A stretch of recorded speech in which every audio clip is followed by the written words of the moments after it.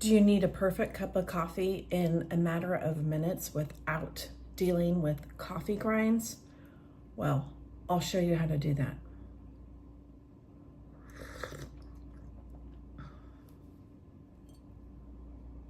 So I'm making myself a cup of coffee, and this is the Café Valet 1. What's best about this is you don't have to mess with coffee grinds. It's really easy to use. You can also use it for hot water, for hot tea or chocolate. All you do is you slip the coffee packet right in here.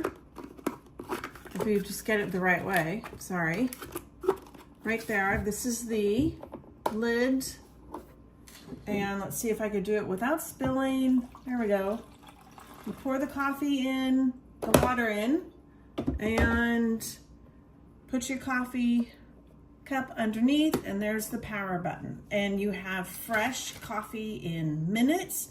It'll heat the water up to 195 degrees, and you'll have coffee probably in about 3 minutes. It's much easier to use than a big clunky coffee pot.